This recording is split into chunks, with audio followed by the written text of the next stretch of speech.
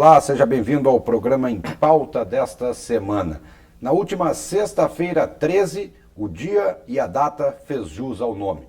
Tivemos explosões na cidade de Bagdá, atentados terroristas no Líbano e, o pior de todos, os atentados terroristas na França, em Paris, onde mais de 100 pessoas foram mortas, com homens que se explodiram e homens que invadiram restaurantes e casas de shows para dar tiros e matar a população civil inocente que sequer participa e até mesmo se posiciona contra a participação francesa na guerra na Síria.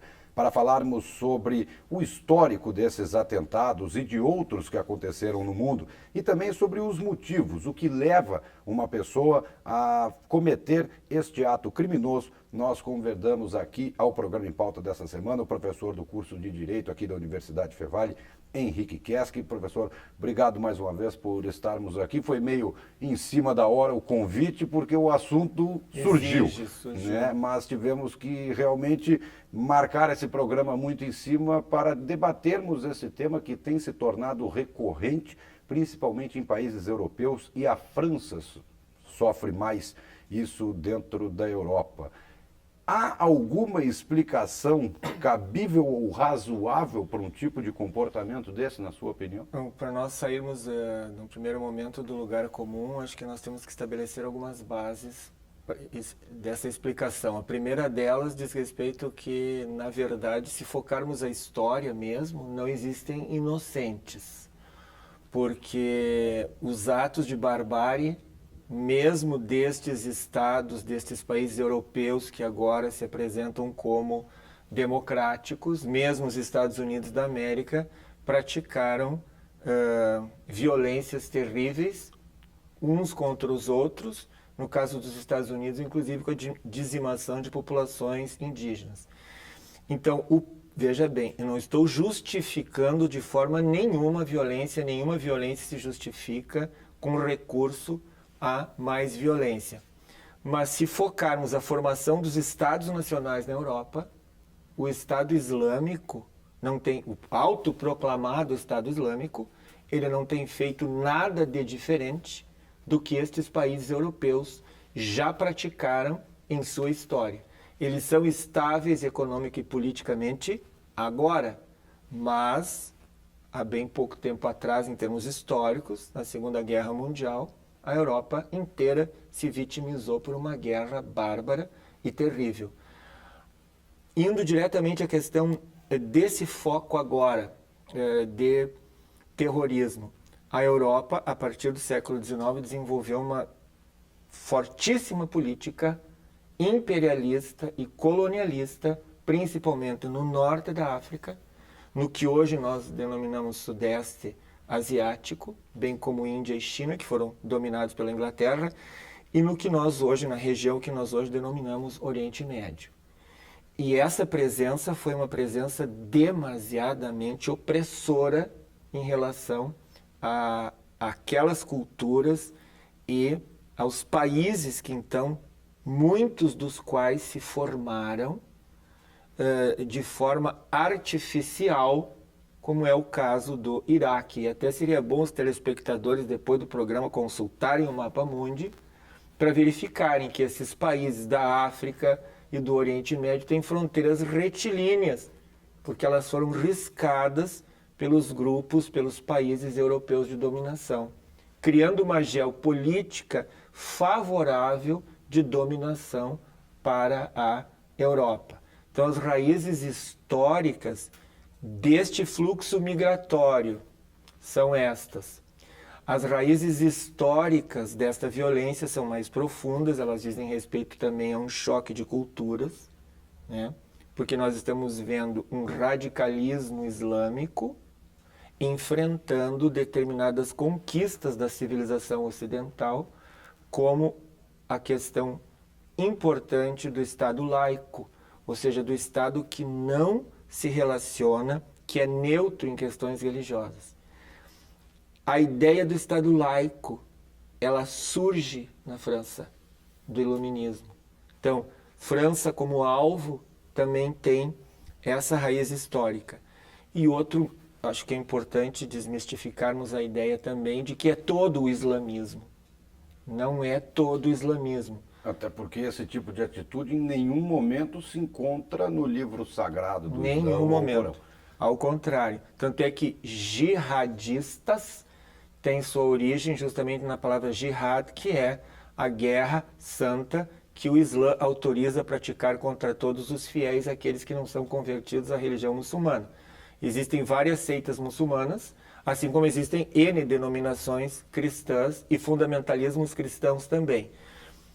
E aqui, tendo a total liberdade que esta mídia nos permite, é preciso dizer claramente que, quando focamos a história do cristianismo e as barbáries que o cristianismo, por sua vez, já praticou como fundamentalismo religioso, citando, por exemplo, a Inquisição e até mesmo as Cruzadas, os muçulmanos são apenas aprendizes Perto do que do a que Igreja Católica a Igreja Católica já fez. Isto não justifica a barbárie de forma nenhuma dos atos praticados, mas pelo menos nos dá mais ou menos uma possibilidade para procurarmos compreender esse fenômeno. Agora, toda a ação, então, deve se focar no sentido de procurar, na verdade, eliminar esses focos radicais e restabelecer definitivamente a paz, principalmente numa cidade como Paris, aquele centro cultural maravilhoso da civilização ocidental como um todo. Né? O senhor acredita que os ataques em Paris, como tivemos agora, por exemplo, há alguns meses atrás, ainda neste ano, o ataque ao Charlie Hebdo, mas que foi um foco específico devido Sim. a uma postagem, uma publicação que foi feita com uma piada em cima de Maomé. Ok, ali foi um ataque, foi um foco específico, talvez não seja nem considerado um atentado terrorista, mas sim um assassinato. Sim. Né? Mas agora, novamente, Paris, simplesmente pela participação de Paris na guerra contra o Estado Islâmico na Síria, ou na avaliação do senhor, há outras informações por trás disso tudo, comportamento, talvez um governo neoliberal que toma conta hoje da França? O ato em si, me parece sim, é uma retaliação de guerra. O fato de que, na verdade, a França participa da coalizão que combate o Estado Islâmico. Mas aí tem outra questão importante: se o Ocidente quisesse realmente combater o Estado Islâmico, já teria feito. O problema do Estado Islâmico é que ele está surgindo numa região que era o Iraque. Foram de sunitas que Sim. ficaram desapontados depois com a queda de Saddam Com a Hussein. queda de Saddam Hussein. O próprio Iraque é um país que foi construído artificialmente, foi invadido pelos Estados Unidos 2 vezes, na Primeira Guerra do Golfo e na Segunda Guerra do Golfo, desestabilizou, portanto, a geopolítica da região com a retirada do Saddam Hussein, porque era quem mantinha essa estrutura, e aqui não se está defendendo o ditador, mas isso aconteceu. Então, na verdade, esses combatentes do Estado Islâmico no Iraque, e isto também se reflete com a questão da guerra civil na Síria, porque a Primavera Árabe causou essa rebelião em todos aqueles países do norte da África, os países muçulmanos, e quando chega na Síria, enfrenta a resistência violenta do Bashar al-Assad. Então, a falta de autoridade constituída no Iraque, a guerra civil na Síria, permitiu esta desordem na geopolítica da região, que fez então com que este grupo extremista, jihadista, se armasse, conquistasse o território, utilizando instrumentos de guerra, e proclamasse, né, o Estado Islâmico. Na geopolítica do mundo, que foi determinada no pós-guerra pelo Tratado de Yalta, na divisão do mundo entre antiga União Soviética e Estados Unidos, Iraque pertence à zona de influência americana, Síria pertence à zona de influência agora russa. Então, isto complica muito uma ação bélica ocidental na região. Mudaria a geopolítica estrutural do mundo. Tanto é que o Barack Obama pediu a Putin para que ele, então, contenha a guerra civil na Síria.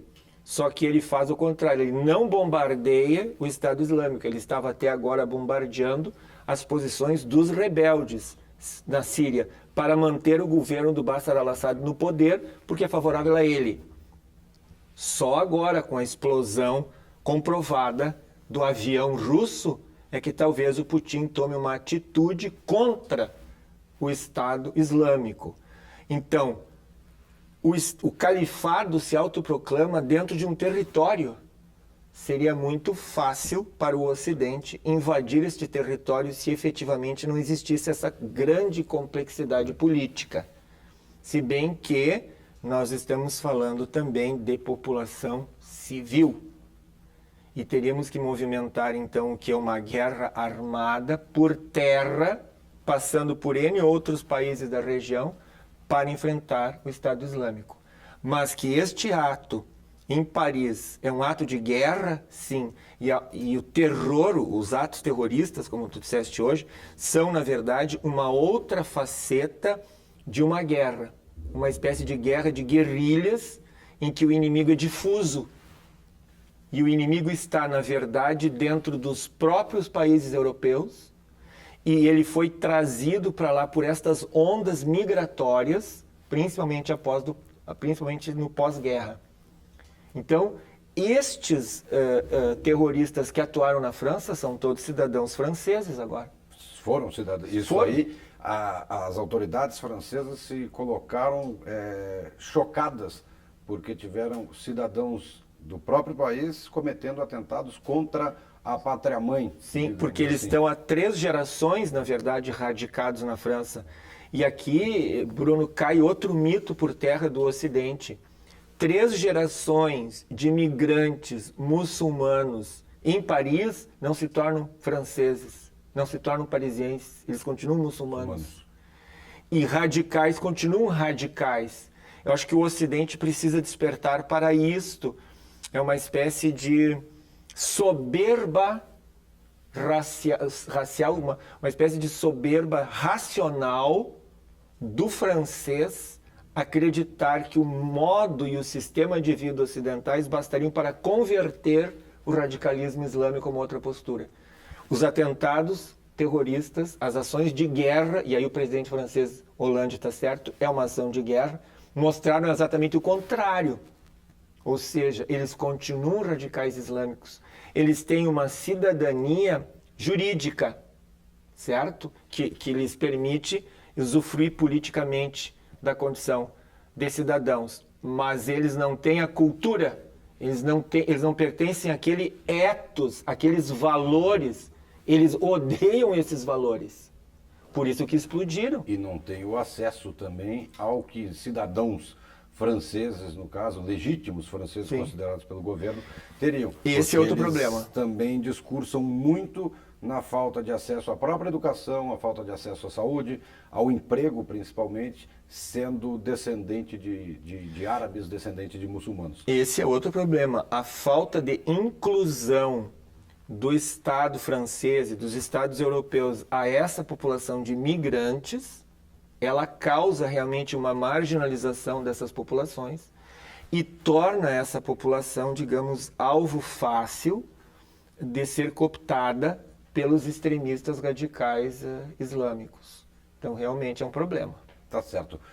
Professor Henrique Kieska, eu vou pedir um minutinho para o senhor, que nosso tempo neste primeiro bloco do programa em pauta, discutindo os atos e as atitudes também por trás do terrorismo, dessas ações que ocorreram recentemente na última sexta-feira, dia 13, em Paris, na França. A gente vai voltar daqui a pouquinho, depois do intervalo, seguindo este debate aqui no programa em pauta. A gente volta daqui a pouco, não sai daí.